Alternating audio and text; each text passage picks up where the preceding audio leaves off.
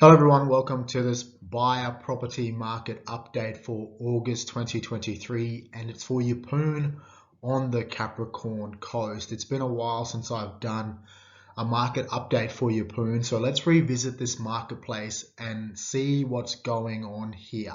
So if you are a home buyer or an investor currently active in the marketplace or propose to potentially buy in this marketplace in the future, I think you're going to get some great value out of what's going to be covered here today as part of this market update. So you are very welcome and stick around. It's probably going to take me roughly around 30 to 35 minutes, I believe, to get through everything that you need to know and understand about what's going on in this marketplace.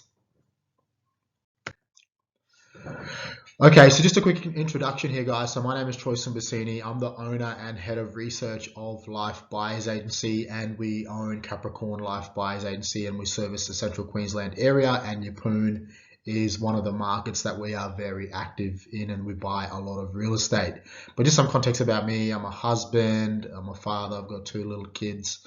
I've got a background in corporate finance and private equities, spent a number of years in that space prior to getting into real estate. I used to play semi-professional rugby league as well in Central Queensland as well as in North Queensland. I graduated from university with a double degree in business and finance, and yeah, I'm happily married as well. So that's just some context about myself and who I am as well, guys. Just a bit of background around the business that I own. So Life Buyers Agency has 3 subsidiary brands: Capricorn Life, Sunshine Life, and Tropical Life. So basically we service 3 different regions within Queensland: Central Queensland being Capricorn Life, Southeast Queensland Sunshine Life, and North Queensland Tropical Life. And just some numbers here of what we've sort of done. But over the last 4 years, we've represented over 200 plus clients. 80% of them have been investor and interstate clients, and we purchased more than $150 million worth of residential real estate and a little bit of commercial thrown in there as well. And a large portion of them have been off market as well, around 68%. And we like to say that as a result of them being off market, close to 70% of those were under market value and that means that we purchased in isolation of competition, meaning we could get it under market value prior to it going online. So that's just a bit of a snapshot around those 3 different subsidiary brands that sit under the life entity, and I own all 3 of those. And yeah, if you are someone that wants to buy in North Queensland, Townsville through to Port Douglas, Cairns included, we'll be able to help you in that marketplace. If you wanted to buy in Southeast Queensland, we'll be able to help you in that marketplace from the Sunshine Coast through to the Gold Coast, and then obviously Central Queensland around the Capricorn area, basically from Early Beach through to Bundaberg, would be able to help you, as we have people on the ground in all of these markets. Thank you. And yep, this presentation is brought to you by Capricorn Life Buyers Agency. And just a bit of a snapshot on who we generally help are struggling home buyers, investors, interstate buyers, and those that are geographically challenged. There's our details there. Give us a call, check us out on our website, visit our socials if you want to learn more about who we are and what we do. All right, let's dive in, guys. So when I do these market updates, what I like to do is take a data-driven approach, because what I find is that a lot of the information that is generally passed on to a buyer happens in the form of either news or it's anecdotal. It usually comes from real estate agents. So what I like to do is actually put forward a more data-driven approach to analyzing a market, so you guys can see the data and what it's telling you, because data at the end of the day, it doesn't lie, and it creates some really valuable insights as a buyer or as a seller to gauge what's going on in the marketplace, so then you can better form a bit of a strategy to how to best navigate it if you are active in the marketplace. So what we'll be doing is breaking down different data points and looking for trends and trying to analyze what might potentially come or forecast what might happen in the future based on these various data trends, and you would be able to extrapolate that forward and make some assumptions or predictions around where this market is likely to go. So then if you are an investor, you can gauge, okay, what's happening in Yeppoon right now, what's likely to happen in the next few months / years, and then you can make an informed decision now to reap those benefits that might come in the future. So we'll have a look at all this data and go through it. So the median price change, we'll have a look at what's been happening there over the last 3 months in Yeppoon. We'll have a look at things on the supply side, what's been happening with listing volumes and stock on market. Then we'll peek our head over on the demand side and have a look at those demand side metrics. So basically, any market at a fundamental level, it comes down to supply and demand. So we're really going to look at those supply metrics and those demand metrics and see what sort of friction there is between the two and what's likely to happen in this marketplace as a result, and what is actually happening as well in real time as a result of these metrics. We'll take a look at then what's happening on the rental side in terms of vacancy rates, and we'll have a look at what the supply pipeline looks like as well in terms of future growth and future supply. And then I'll give you some trends and summarize with how to best sort of navigate the market with some top tips. All right, guys, let's dive in. So the first slide here is telling us that the typical house price currently sits at $614,000 in July 2023. And over the last 3 months, it's grown 0.8% or $5,000. So notice that I've used the typical house price and not the median. So this data I get is aggregated from hashtag analytics, and I think that they aggregate the data a lot better to form what's known as a typical house price rather than a median house price, because the median house price can easily be skewed by a range of sales on the lower end or the higher end. So if there is a range of sales in Yeppoon that happened on the lower end of the market, the median gets dragged down by that range, versus if there is a cluster of sales on the higher end of the market, that's dragging up the median. Whereas the typical house price uses a process called data filling, where it more accurately, I suppose, aggregates the data to reflect the average or the typical property in Yeppoon and what its true value is, rather than the median house price tends to get skewed based on certain clustering of high or low sales. So that's what the typical house price is. But we can basically see here over the last 3 months, 0.8%, and it's a market that is still growing. So you would have known, if you are watching this and you're from Sydney or Melbourne and other capital cities, most of those other capital cities have either slowed down over the last 3 months or retracted. I know there's been a bit of an upswing in Sydney at the moment and a slight upswing in Melbourne, but generally over the last 3 months things have been pretty slow, whereas in a regional market like Yeppoon, it's been quite the opposite. We've actually had a market that's continuing to move forward, and it's certainly grown over the last 3 months.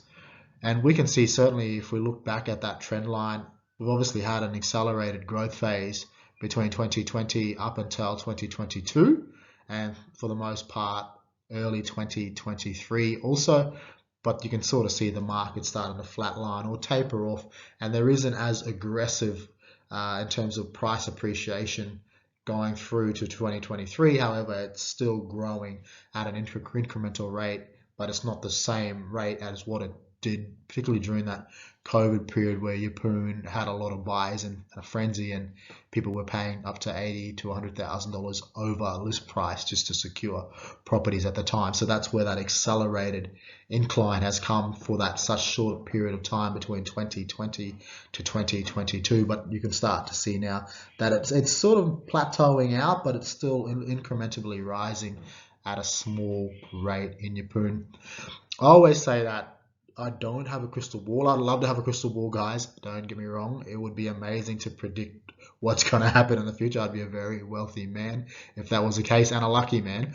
But I don't have a crystal ball. But all we can really do in this instance is have a look at some of those key macro and micro fundamentals to determine what might likely happen to this median or typical house price for Yeppoon. But I always say this, and it's a trend that I've been seeing on the ground also, is that 614,000 is still very affordable when you compare it to other markets where price has got beyond a lot of buyers.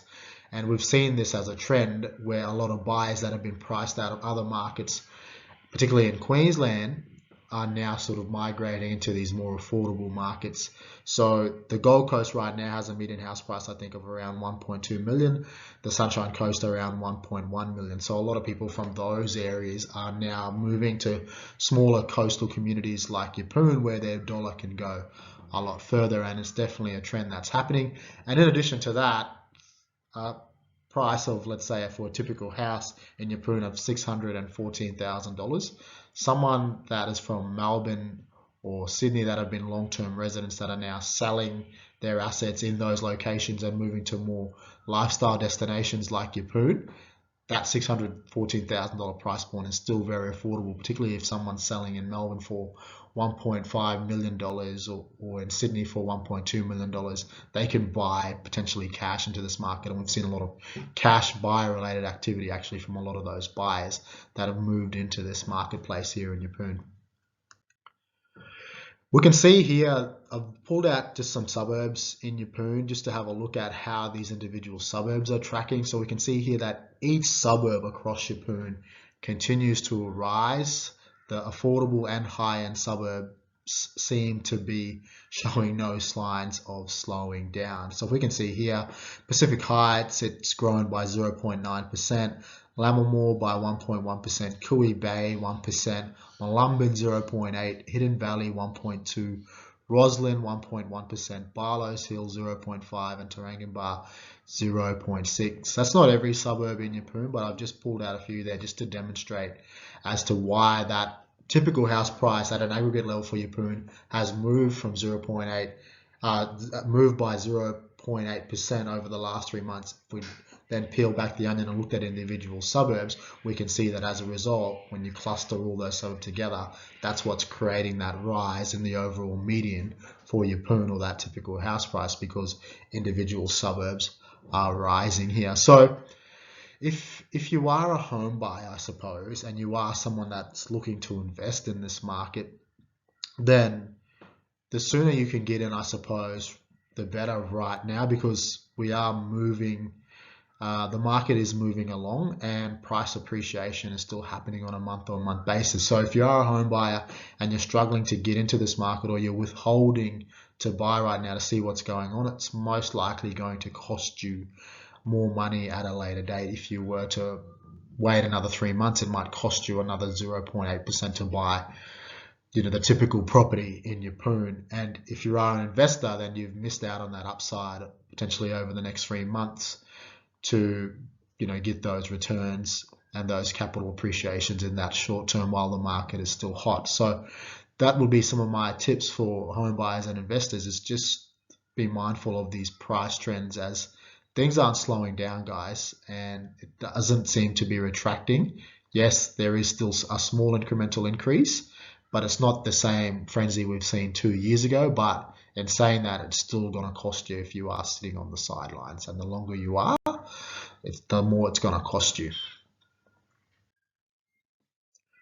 From a supply side, we can see here that stock levels are sitting at 0.4%, which means that there were approximately 74 houses currently listed for sale in July, and that represents roughly around 0.4%. So if we looked at that, a total of 74 listings across a marketplace that has, let's say, 20 to 25,000 people, as well as close to 13,000 unique dwellings, to only have at any given month roughly around 70 properties coming on the market for sale is a market where supply is very low, right? And if we actually looked at those collective numbers over the last 3 months, we've had 198 properties collectively listed for sale in the last 3 months. So as I said, population base around 20 to 25,000, and the approximate dwellings in the area that could go to market and that have the ability to be transacted represent anywhere between 10 to 15,000 unique dwellings. To only have the best part of 74 of them go on the market shows that from a supply side, it is very, very low. And if you are a home buyer, it can be rather difficult because you don't have an array of options there. Like usually when that supply levels are low, then from a property point of view, you don't have a lot of choice as the market is not inundated with supply or saturated with supply. And then from a investor point of view, same thing goes. You don't have a lot of options there to potentially uh, buy a property because you're also going to be competing with a lot of the home buyers that are active in this marketplace as well. So it'll be challenging times if you are a buyer, whether you're an investor or home buyer, to buy a property just based on the low levels of supply and stock right now. But what I like to say, if you are investing in this market, it's probably a good thing if you did secure a property or if you propose to secure a property and you were successful. If supply continues to remain low in a market where demand is going to be strong, then you're always going to be at a demand and supply imbalance. And when there is that imbalance, you're going to get capital appreciation or capital growth. So there's a lot of upside in a market where supply levels are low for an investor. And as we can see here, it's been trending low, under 1% for a long time in Yeppoon. Let's look at some of these individual suburbs now and what their listing volume has looked like over the last few months to give you some insight as to, if I'm looking in a particular suburb, then you can sort of get an idea on what's come onto the market in that suburb over the last 3 months. So we can see here that Barlows Hill is the suburb that appears to have the lowest supply of stock coming onto the market since May 2023. And the average listing velocity across each suburb is very low. So we can see Barlows Hill here ranks number 1 with only 3 properties over the last 3 months. That is shocking. So 1 property per month over the last 3 months. If you are someone that wanted to buy in Barlows Hill, the chances of you getting a property in that particular suburb is very, very low, followed by Roslyn and Mullumbin, Pacific Heights, then Toowoomba, Cooey Bay, Tarangimbar, Hidden Valley, and Lammermoor. So the highest transaction volumes are actually happening in Lammermoor, Hidden Valley, and Tarangimbar.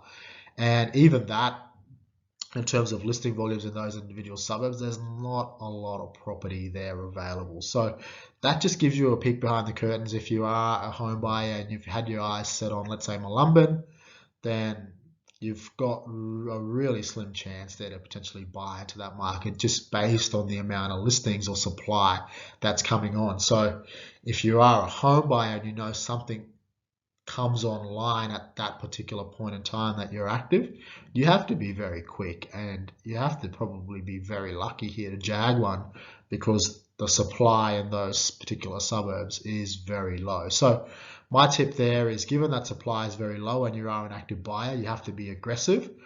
You have to be fast as well. So you'd have to be fair income on price. You'd have to put forward a very attractive price there because, as I said, you'll be waiting a long time for supply to increase in the suburb because it doesn't appear to be showing signs where supply is increasing, and it's certainly something to watch over the next few months. But yeah, guys, that gives you a sort of a peek behind the curtains as to what's going on in each individual suburb across Yeppoon from a supply point of view. I like to say that, just quickly, Hidden Valley and Lammermoor, there is a lot of investor stock within that suburb as well, so there is a lot more listings available there because a lot of investor-owned stock transacts there, and it obviously lifts that listing volume a lot higher. Whereas when you start to move to some of these areas that have a high portion of owner occupiers, that listing volume tends to be very, very low. And as you can see, those suburbs that have the higher portion or higher percentage of owner occupiers, that listing volume is very low, whereas those suburbs that have some of that investment stock appear to be very, very, almost sort of 3 times the listing volumes as those that aren't. Okay, so we've had a look at the supply side of the market in Yeppoon and looked at some of those supply side metrics, and we've established that supply is pretty grim. It's on the low side and it is a market where supply is low relative to its size. Now what we want to determine now if the supply is relative in terms of it being low to the demand side of the market. And one of the metrics that we use to measure the demand side of the market is days on market. And all days on market means is for the average property that comes onto the market in Yeppoon, this is the amount of days it's taking to transact or sell. And with days on market, if you have a market where properties are taking a lot less to sell or taking a short period of time to sell, you know that's a market there in strong demand. If properties are taking a lot longer to sell, then you know that's a market where demand isn't as strong. So it's a good metric to use to measure the demand side of the market. And we can see here that for Yeppoon July days on market sit at 43, which has been the trend for 2023. So if you looked at that trend line there for Yeppoon, you can see that it's been certainly the trend for 2023. And when you look at 43 as an average day on market, that to me tells me that it is a market where demand is healthy and it is strong. Generally, markets that have a longer than, I'd say, 60-day day on market, you know there the demand isn't as strong as a market where it's transacting around 43. So even when you look at a market where days on market sit at around 43 for the average property, what that actually tells you is that properties on average are taking between 7 to 10 days before sitting on the market before they go under contract. So properties aren't sitting on the market for a very long period of time here in Yeppoon. And why I say that, 7 to 10 days, if you think about it, the standard settlement time frame for a standard contract in Queensland usually is between 30 to 35 days. So that's usually the standard settlement term. And if you think about it, right, a buyer, what they would generally do is put a property under contract and have that contract subject to conditions such as finance and building and pest. And most have a tendency to have a 21-day finance clause and a 21-day building and pest inspection, then settling at day 35 or day 30. So when you look at, let's say, those key settlement term dates or that timeline for the standard contract in Queensland, it being 30 to 35 days, and you look at Yeppoon taking roughly 43 days to sell, you know there that, you know, if you took away 35 to 30 from 43, you can see there how long a property is sitting on the market for on average. And in this case, it's sitting on the market between 10 to 13 days before they sell in Yeppoon. So a very strong market there, guys, in terms of demand where things are selling within the first week or so. So from a buying point of view, I suppose, if you are an investor or home buyer, you'd have to be pretty swift.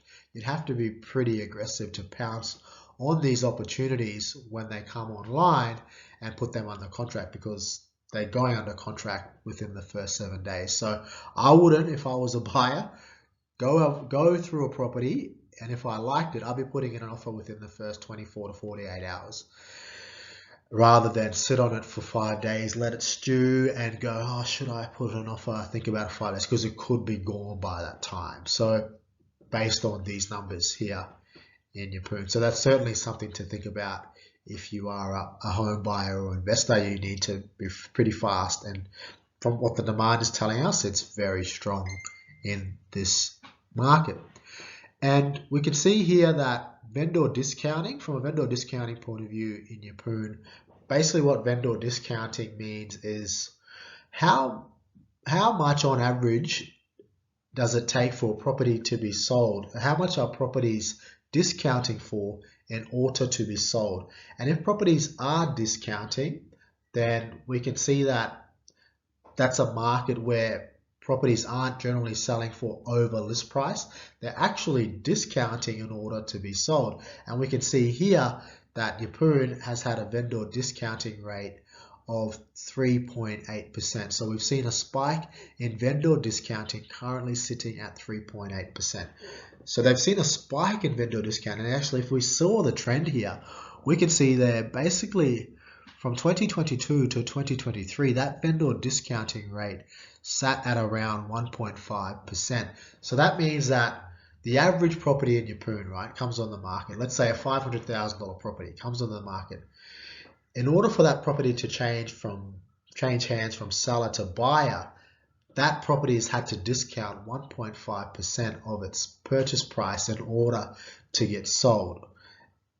That gives you an idea on what vendor discounting is. And now we've seen that grow from 1.5%, which was basically the trend line, I'd say, for the last 12 months, now jumped from 1.5% up to 3.8%. Suggests that properties are now having to discount in order to be sold a lot more in the current marketplace. And just from my own opinion and experience in this marketplace and helping transact in this marketplace, I can say a lot of it at the moment with the vendor discounting comes from just basic price adjustments. I think a lot of the agents are going to market with an initial price guide, and the properties are sitting on the market that aren't selling right away a little bit longer than anticipated. So agents are making price adjustments. So we see it all the time. Each week, our office at Capricorn Life, where a property might go on the market for $620, sit on the market for about 4 weeks, no offers, and then all of a sudden that agent is changing the price from $620 to offers over $590. So they're discounting that property in order for it to change hands. And I think a lot of it still comes from the hangover of what happened during the COVID buying frenzy. A lot of the agents still think that they could still get that type of price, and they still can catch some of these whales in the market that are swimming around that are willing to, pay offers overs or at a higher price point. So there is still some unrealistic expectations with agents in terms of pricing, and then the market itself are making these adjustments and are now, showing what properties' true values are in the marketplace right now, rather than the agents determining what the market is. So 3.8%. So if you are an active buyer or investor, let's say the average property in Yeppoon right now, the median typical house price we saw, which was $614,000, it's discounting for roughly around 3.8%, which is around $22,000. So I'm not saying for every property you should be going out there and offering $22,000 under list price. I'm just saying, no, you have a threshold there now to potentially work and to start your negotiations within that threshold of sub $22,000, because it's saying here that the average property is discounting by the best part of 3.8%. But it's saying that also there's been a lot of investment stock that sells. There is a lot of investment stock that sells in Yeppoon as well that generally discount a lot more than, let's say, owner-occupier stock. So you have to just look at things on a case-by-case basis, on a per property basis, and sometimes you can offer well below what the property is listed for, but sometimes you might have to pay list price or above. So treat it on a case-by-case basis here, guys. But from a demand side metric for days on market and vendor discounting, yeah, both are looking okay to me for this marketplace. Suburbs are telling us from a days on market point of view. So Kui Bay appears to be selling the fastest, well below the average days, and Hidden Valley is currently taking the longest to sell. All right, so we can see here, yep, Kui Bay only 12 days it's taking to sell the average property. That is extremely low. Lammermoor 22, Pacific Heights 28, Toowoomba 30, Tarangaba 31, Roslyn 36, Mullumbin 39, Barlow's Hill 41, and Hidden Valley 59. That's not every suburb there, guys, but it does give you basically a snapshot on what the demand metrics looks like for days on market in these individual suburbs. When you start to see days on market in suburbs that sit under 30 days, and it's not usually your average 30 to 35 day on market, because the standard contract in Queensland takes roughly around 30 to 35 days. When you see that below 30 or sub 30, what that means is a lot of buyers are potentially active in this market that are buying with cash and don't need 30 to 35 days to settle on the property. If you're buying with cash, then usually you don't need a 21-day finance clause. All you might do then is throw in a building and pest inspection, get that done in 7 days, and then settle 10 days after that building and pest gets completed, because you don't necessarily have to go through that finance process and draw out that settlement day. Whereas if you're buying with cash, you can really condense that down and transact a lot faster. So that's most likely what's dragging down those numbers in Lammermoor and Kui Bay, Pacific Heights, and even Toowoomba there, and those numbers are low because of those active, I'd say, cash buys in this market. But again, every suburb is different. Treat every suburb different. You have to be very quick by the looks of it in markets such as Kui Bay and Lammermoor and Pacific Heights. Probably need to be also, I suppose, pretty switched on and fast, even with Toowoomba, Tarangaba, Roslyn and Malumba, because they're probably only sitting on the market for 7 days, whereas Kui Bay, Lammermoor, they're only on the market for the best part of 24 hours, I'd say, 48 hours, and then they're going under contract. So you'd have to be super fast in those markets. And Barlows Hill and Hidden Valley properties tend to sit on the market a little bit longer there. I believe Hidden Valley is taking a lot longer to sell because there's a lot of investment stock in there. So a lot of that investor stock doesn't necessarily have owner-occupier appeal or has existing tenants in there. So they take a little bit longer to sell rather than some of these other areas that have a high portion of owner-occupiers. But that's a good insight there, guys, and snapshot as to what's happening with individual suburbs from a demand side for days on market in Yeppoon.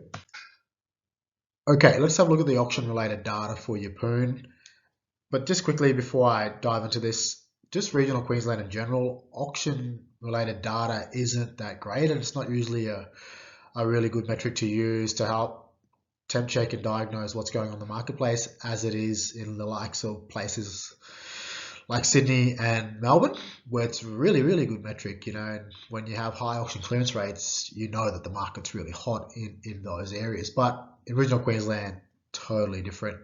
But I like to still have a look at auction clearance rates nonetheless, because I think there is some valuable insight that comes from looking at this data that I can pass on to potential buyers, home buyers and investors.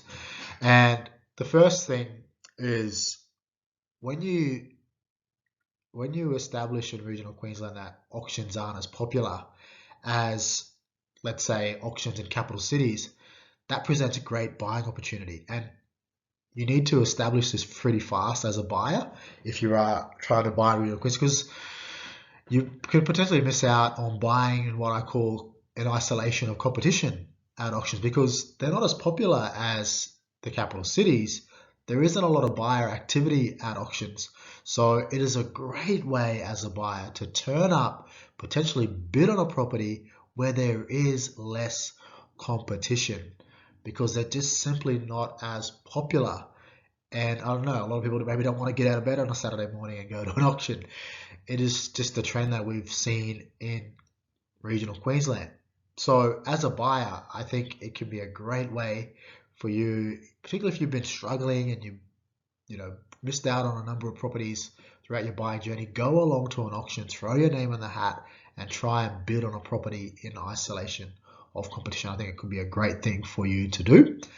And the second thing is, I think as a buyer, if you turn up to an auction, what it presents is great insight around what properties are selling for, and it gives you insight around the sales trends in real time.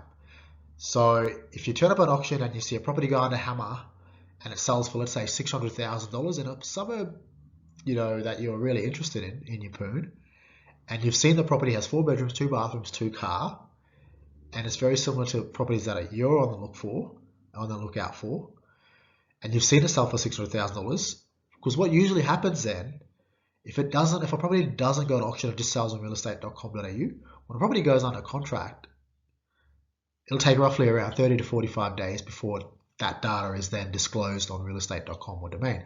So that comparable sale, you get that, the best part of 3 to 4 weeks later, whereas you can get a comparable sale in real time by turning up to these auctions and then use that insight and data to then help you form an offer to bid on a property that might be similar in the same suburb, or property that might come online a week or so after the auction. You know that, oh, that auction property that I looked at last week sold for this price, then I think we can use that to benchmark that price against this property that's now on the market. So turn it to an auction, get real-time data around sales prices and those trends, and use it to help you navigate your next purchase. So that's where I think the really good value comes from, the auction data when you look at it in regional Queensland, and then going to these auctions, you bid in isolation and competition, and you go there to get real-time price trends. I think it's great. But overall, if we did look at Yeppoon as a market for auctions and what that tells us in terms of demand, there's no real good data here to present, unfortunately. Online search interest is a great metric that tells us in real time what the demand levels look like for individual suburbs in Yeppoon. And we can see here that Lammermoor is the hottest suburb right now in Yeppoon. You can see there in the blue that Yeppoon as an aggregate has the highest, but what's actually happened there, guys, is I believe a lot of people get a bit lazy with their search on realestate.com and Domain rather than put an individual suburb in. Because those suburbs in the area is so small, what they do is just put in the town and then they filter their search then based on Yeppoon, 4-bedroom, 2-bathroom, 2-car house, and then they filter the search that way rather than put in individual suburbs. So you can see there that Yeppoon as a suburb has basically double Lammermoor, but it's a data metric that I think should be ignored. And if we do look at some of these individual suburbs, we can see basically what specific interest people have in those suburbs. But I would say that 1960 for Yeppoon, basically the online listing volume for that is still very healthy at a state level. But then when you take a deep dive into individual suburbs, Lammermoor, that's really, really strong numbers. Tarangaba, really strong numbers. Pacific Heights, Cooey Bay, they're okay. And then places like Barlow Hill and Mullumbin, they're still trending pretty low, I'd say, overall in terms of online search interest. And that's largely attributed to, I'd say, the fact that there has been that lack of listing volume there. And we've seen that with those listings. There's only been a couple of properties listed in Barlow Hill over the last 3 months, so people would most likely give up in terms of searching in that suburb. But you can see from a demand side, it's very, very low. And if you are an investor, you basically know here that these are the most popular suburbs. Lammermoor seems to be the more popular suburbs. Tarangaba, very popular suburb. And what's number 4? We can also Tarangaba, Lammermoor, and then we can also see that Cooey Bay also is a very popular suburb. So when you see online search interest trending really high in individual suburbs, you know that a lot of people are specifically searching for the suburb, so it must have a lot of desirability and appeal and good properties in there that create really good market depth. So that gives you guys some good insight as to who's searching for what online, and it's a good metric to determine what's going on the demand side. And if you're a home buyer as well, just be mindful that when you see high volumes of search interest in specific suburbs, and that there is potentially a lot of competition as well in the marketplace. So when properties do arise in these suburbs, you kind of know that, man, I might be potentially competing against 1,000 other buyers here, potentially, in that instance for, let's say, Lammermoor. So you just have to be mindful of that, guys, when you are active as a buyer in the marketplace. And the last demand side metric we use is looked at what the overall absorption rate is for the area. And the absorption rate, it's a great metric to basically tell us, out of all the properties that have come onto the market over the last 3 months, this is the percentage of them that have sold. And the higher the absorption rate, the healthier the market. The lower the absorption rate, the unhealthier the market is, I suppose. And we can see here that overall Yeppoon is experiencing an extremely high absorption rate of 97% from May to July 2023. And this is up from 87% during February to April 2023. So we can see here that between May to July, we've had a total of 204 listings. And from May to July, we've had a total of 198 sales. And that works out to be an absorption rate of 97%. So that just goes to show, guys, that all of the properties that have come onto the market during that period of time, bar 6 properties, are getting chewed up, eaten, and swallowed by the marketplace. So demand here is very high. And if you are a seller, it's definitely a seller's market. When those absorption rates are very high, it is a seller's market, because that means you could go to market with your property and basically it's guaranteed that you're going to get a sale based on those rates. They're just extremely high.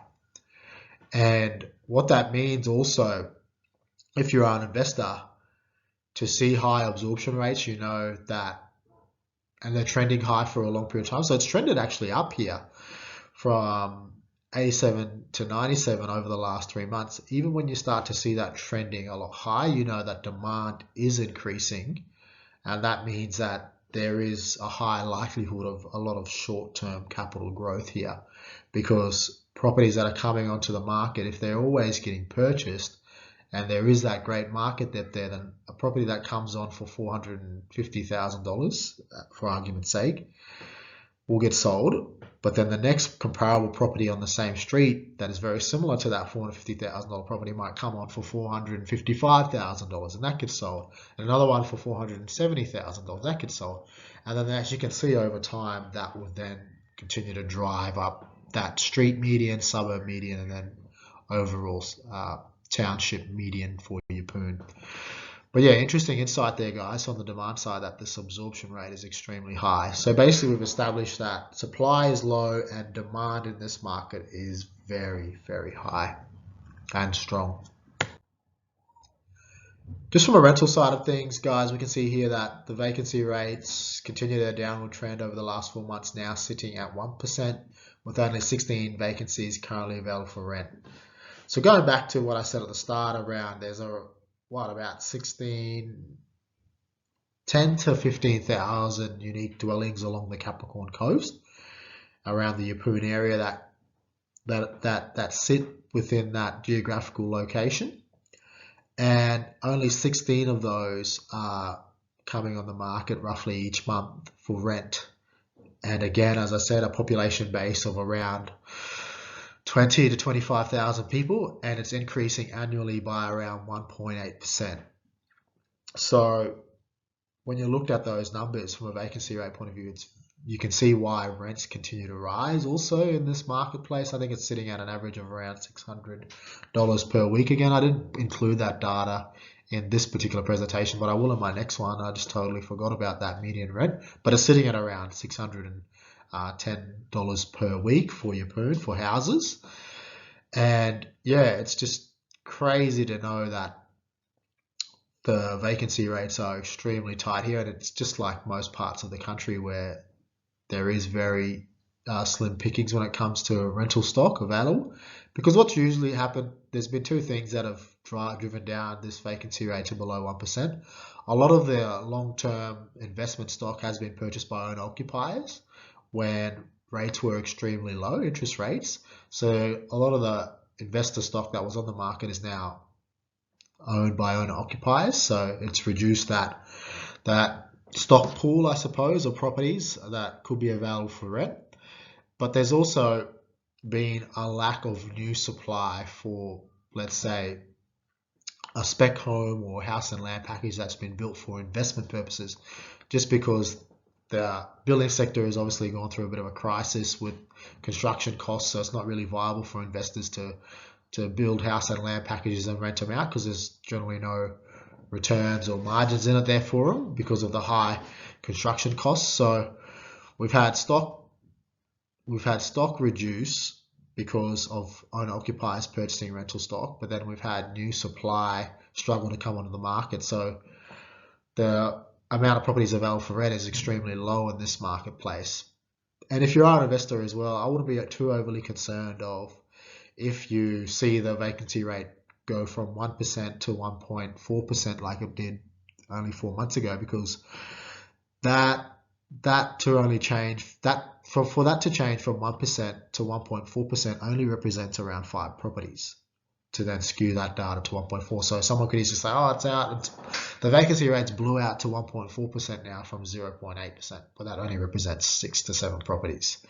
So I wouldn't be too overly concerned about that. What I would be concerned about if the vacancy rates jumps to, let's say, 4 or 5%, that's when you sort of know, oh damn, rentals are really slowing down here. Demand for rentals is really slowing down. So that might mean my yields could potentially erode away, because then there's more supply in the marketplace here, guys. So that's certainly something to watch going forward. But if you're an investor, $600 a week on average, and those vacancy rates are extremely low. So you can get your property rented, that's for sure, and you can get some okay yields in this market.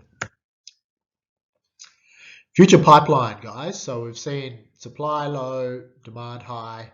So the only way that supply can increase is if there is new construction, right? New buildings, new homes get constructed, and it increases the amount of supply available for purchase in the market.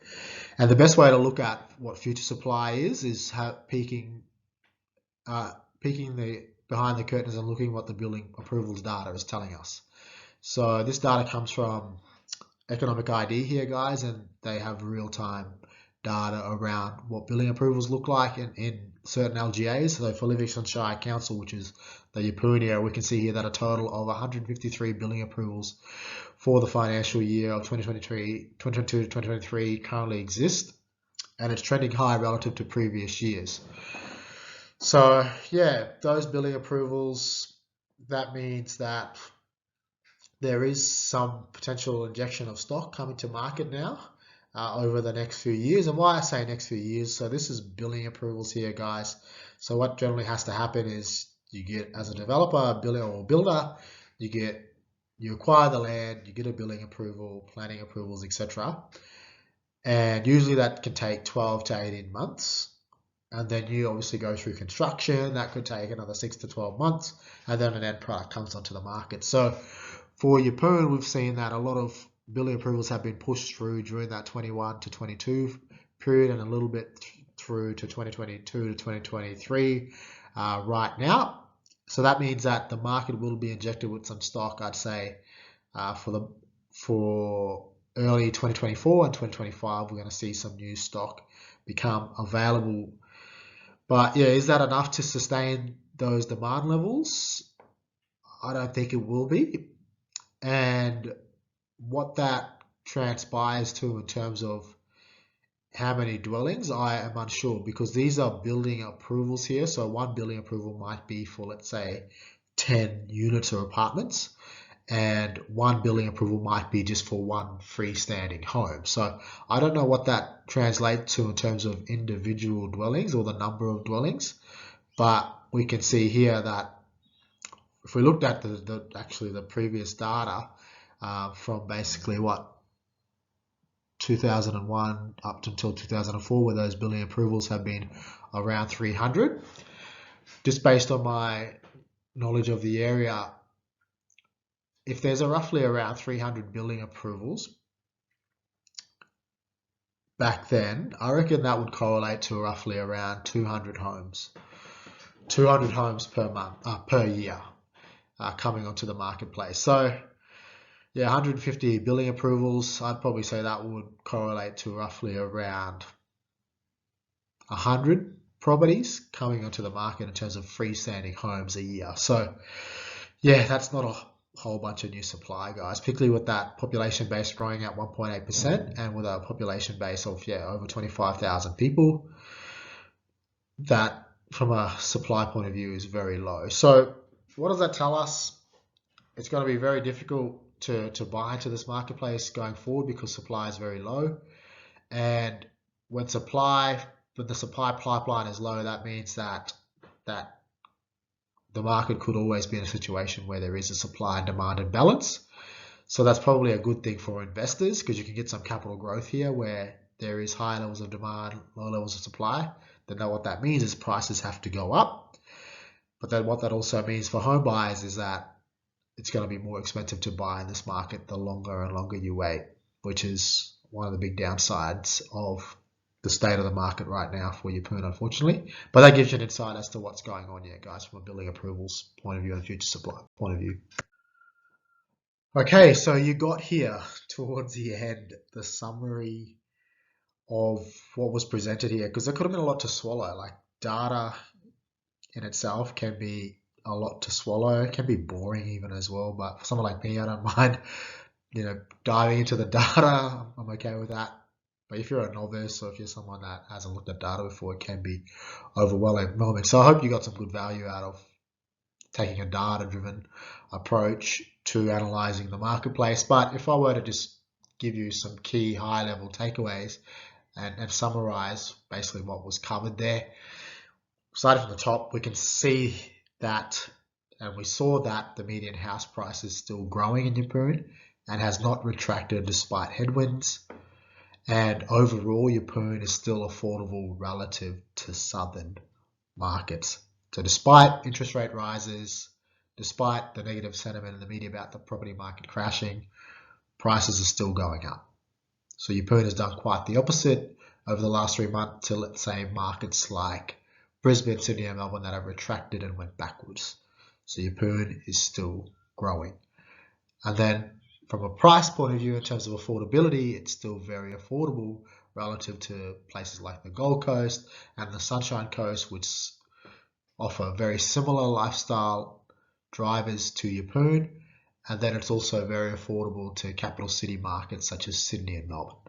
So there's a lot of upside potential that comes with having an affordable price point, particularly in a location that has high desirability for lifestyle. So there's plenty of upside there. The second thing is current stock levels are extremely low and don't appear to be sustaining current levels of demand. So we've seen the Yeppoon market size.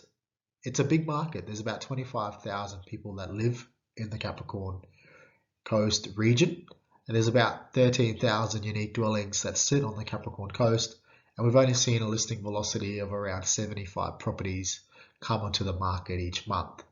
So that relative to the population base, as well as the amount of properties available for purchase, or what could be available for purchase, that's very, very low.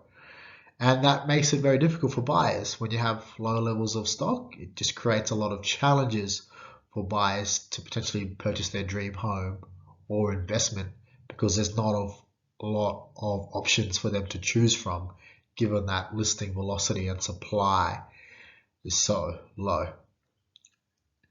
The second thing is demand is extremely high.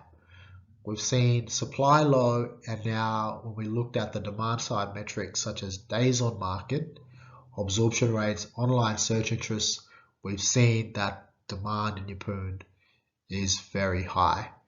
So we have low levels of supply, high levels of demand in Yeppoon. So overall, when you do look at when demand is high, supply is low, it skews the market towards being more of a seller's based market here. Now, from a pipeline point of view or a future supply point of view, we've looked at that data and that looked very grim as well, to see that the future supply pipeline, those levels are relatively low.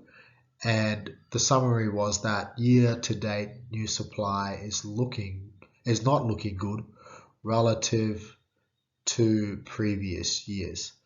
So we've seen that previous years the building approvals sat at around 300. Now they're averaging around 150 per year. So went from 300 a year to 150 per year. Yet we're in a market where demand is extremely high. You'd think that it would be the opposite. We'll be doubling down on building approvals when in fact they're actually going backwards. So we have existing supply shortages, and if demand and strong levels of demand, if demand remains the same into the future, and we still have low levels of new supply as well as low levels of existing stock, it's always going to be a market where there is a supply and demand imbalance, and that could be a recipe for disaster, particularly for home buyers wanting to buy into the marketplace, because prices will just always go up. But it's not necessarily a disaster for those that already own property, because the value of their properties are increasing, and then those that are investing in this market are getting all that tremendous upside and price appreciation. So yeah, that is certainly something to watch for Yeppoon. And then from a rental side of point of view, we can, we've established that the vacancy rates are extremely low. They're extremely low, sitting well under 1% for a long period of time. And that is cause for concern, because when vacancy rates remain very low, that doesn't give a lot of options for those that might want to sell their properties and then rent and then buy back into the market, because there's just not anywhere for them to rent. So they might even withhold their sales, reducing the amount of stock that could be available for purchase on the marketplace, because there's just nowhere for them to go in the short term in order for them to rent. And then when you look at the rental side of the market, it's so low, so then obviously a lot of that will attract a lot of investor activity. So now home buyers are competing with more investor related activity, because they're coming here because they're attracted to a lot of the upsides that comes with having low vacancy rates, such as good rental yields.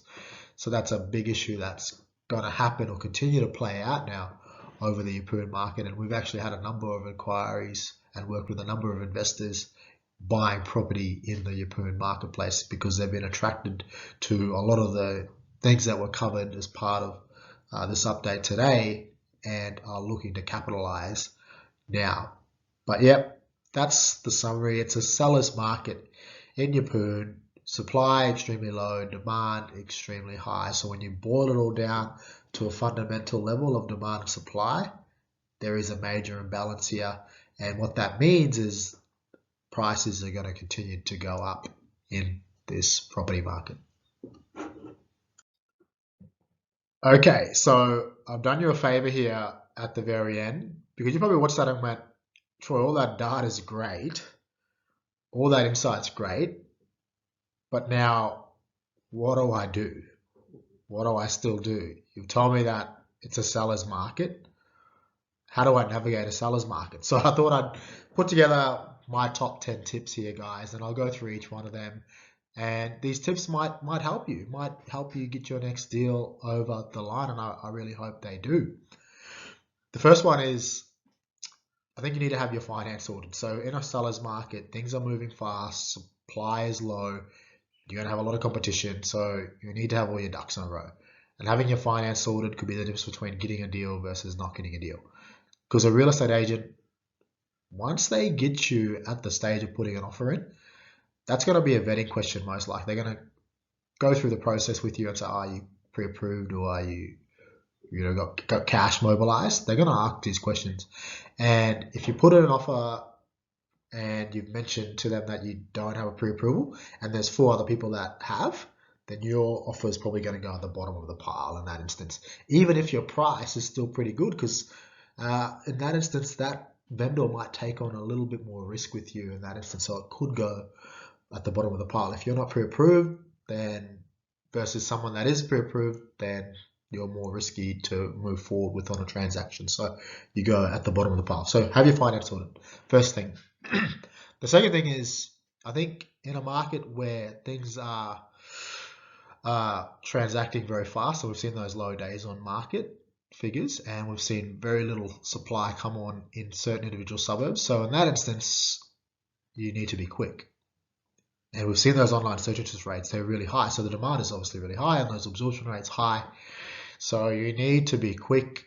So if you are active in the marketplace, you go through a property that might be a good fit for you, you go to an open home, you do a video walkthrough, etc. However you're buying it, I think you should be putting an offer within the first 24 hours or the first 48 hours.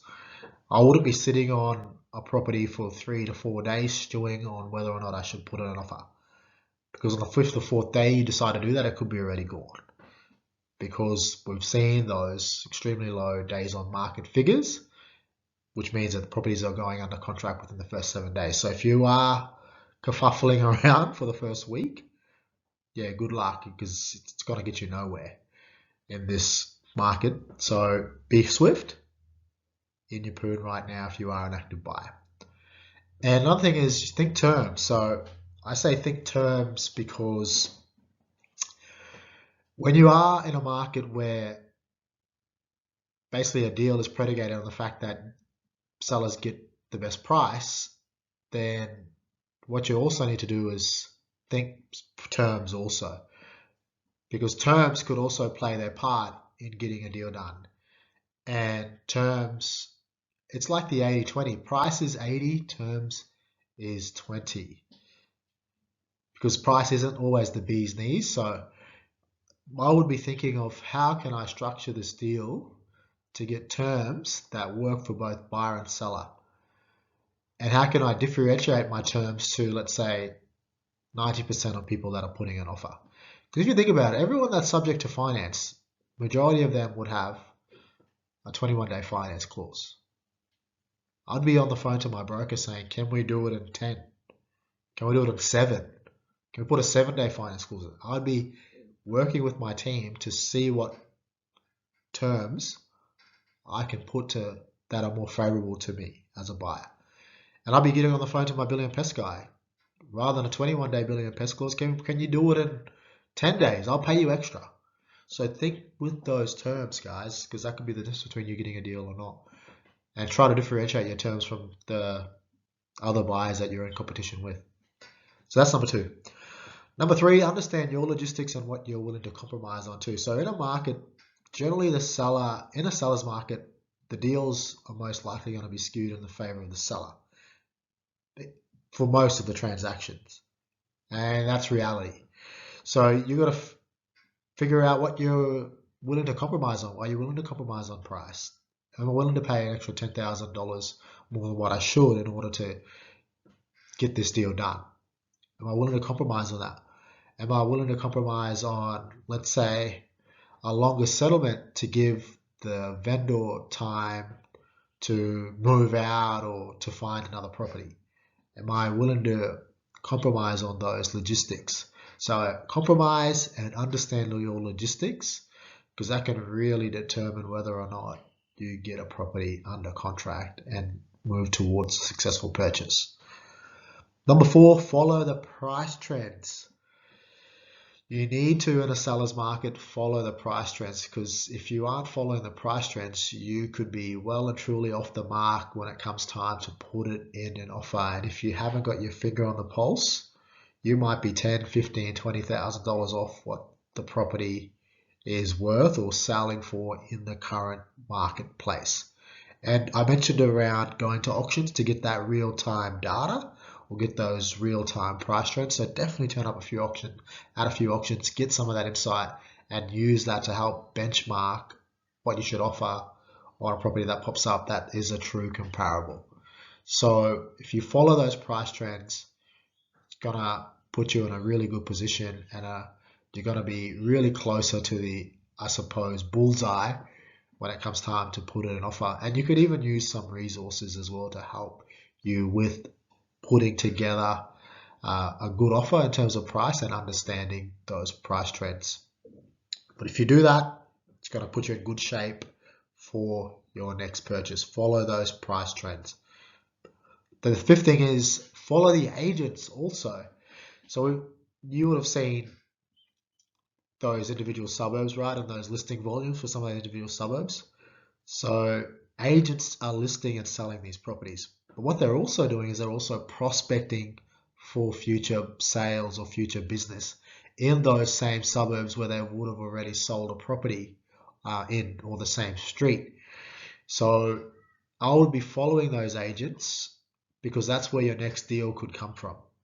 So if an agent just sold a house in Mullumbin, 9 times out of 10 they've already then prospected the street, and they might have 1 or 2 properties in the pipeline that have a vendor willing to sell. So if you follow those agents, they can potentially be the key to your next property. So follow those agents, guys. I think that can be extremely important in a busy market and a hot market like Yeppoon. The sixth thing is build relationships. So don't just rock up to an open home, walk through, take photos, and then leave. Hang around, get to know the agent, let them know who you are and what you're looking for, and establish those relationships, because that could be the difference between you getting a deal done or not. And I believe when you nurture a relationship and you forge a relationship that's genuine, then when it rolls around time, when time rolls around and you need to put in an offer on, let's say, a house or an apartment or unit, whatever you choose to buy, you can have more upfront, frank and honest conversations with agents around price, around terms. They'll be more open with you. They'll be more honest. They'll be upfront. They'll disclose key things about price, about terms, and that's just going to give you the data that you need to form an offer that's going to work for you as a buyer and work for the vendor that's selling. So if you build those relationships, you're going to get all that inside. And if you are just rocking up to open homes and just walking away, then you've missed a lot of valuable insight that could come from building relationships, because they're going to help you form better offers. But at the same time, these relationships could also potentially help you get property or get visibility of property in isolation of competition. So if you've introduced yourself, built a relationship with an agent, told them your circumstance, told them your budget, what you're looking for, they might have a property that they want to that they're going to sell in a few weeks, and they'll present it to you off market, and you can get an off market deal done, and that comes by having those relationships with agents. So put time and effort into establishing those and nurturing those, because that's going to really help you get ahead of your competition in a seller's market. Number 7 is establish a network. So you need to have a good network in, and you know how I said before, think terms. And if you have a really good network, then you could really massage those terms around and make them work. But you need to have that network in place already, like your conveyancer, your building and pest inspector, your broker, so that you can get deals done quickly and swiftly. So if you went to an open home, right, and you love the property and you put in an offer, you can put a term in to say that this offer is subject to a validity of 24 hours and this offer expires. But what you do need to do then is have your conveyancer lined up, looking at the contract. They can turn around that contract. They can look at it, give you advice prior to signing. So you need to have a conveyancer ready to go and mobilize there. You have building and pest inspectors there to do quick turnarounds. So you can whack in, let's say, a 14-day building and pest inspection rather than 21-day building inspection, or even a 10-day building inspection rather than a 14-day. If you don't have that network there and know who they are and know and have those relationships, then you won't be able to get deals done that look a lot different to the standard deal. So you want to differentiate yourself as a buyer when you put an offer by making your deal stand out. And the only way you can do that if you're faster with price and terms, and the only way you can be faster with your terms is having a network of people like conveyancers, building and pest inspectors and brokers that can expedite the process for you and make it a lot swifter and faster. So establish a network, guys. It's going to be extremely important. Number 8, I think, is use resources to help guide you during a busy market like this, free and paid. So even when it comes to understanding price trends, use resources like CoreLogic. It'll cost you a couple of $1,000s, but gosh, it's going to give you some tremendous insight around what properties list for and then what they eventually sell for, so you can get an idea on what their price trends are. And other resources such as like onthehouse.com, Domain Street Profile, they give you good, valuable insight around the street median. They give you some price guides around what the property might be worth as well. That's free. So I'll be using all of those free tools to give you tremendous insight, and that could be the difference between you getting a deal done or not, because you might be off on price when you don't use these tools, but when you do look at these tools, you'll be well within the ballpark. So use those tools, guys. Number 9, I think you need to ask a lot of questions. As I said, don't rock up to open homes and then leave. Ask questions. So agents can be difficult to reach during tough markets like this. They struggle sometimes to get them on the phone. Send them a message on Facebook. Send them a DM on Instagram. Send them a text message. Give them a call. Find ways to communicate with them and prompt them with probing questions or questions that give you insight around what the property would sell for, the vendor situation, so you can come up with some specific price and some terms that work for them. Ask questions, download all that data, and then use it to your advantage. But if you don't ask those questions, you could be shooting in the dark, and that can be very difficult as a buyer because that leaves you in a situation where you're well and truly off the mark. So ask questions, it's going to guide you and it's going to point you in a really good direction and it's going to put you within the right parameters to get a deal done. And number 10 is the last thing. In a seller's market, lowballing just simply doesn't work. So don't go out there offering $10,000, $20,000, $30,000 under list price or $50,000 under list price because you're going to get laughed out the door. So in seller's market, lowballs offers just don't work, and in fact it could really hurt your credibility and be very disrespectful to agents as well, and that can then make future dealings a lot difficult for you as a buyer. So yep, don't lowball, guys. Those are my top 10 tips. I hope that gives you some help, I suppose. I hope that gives you some strategies and some ways to potentially navigate a seller's market. Good luck, guys. So we've reached the end, guys. I hope you got some valuable insight out of what was covered today. I know it was very data driven, but again, as I said from the very beginning, data doesn't lie, and I think there's some really good gold nuggets within this update that can really help you as a buyer navigate the marketplace. My name is Troy Simbassini, and this has been proudly brought to you by Capricorn Life Buyers Agency.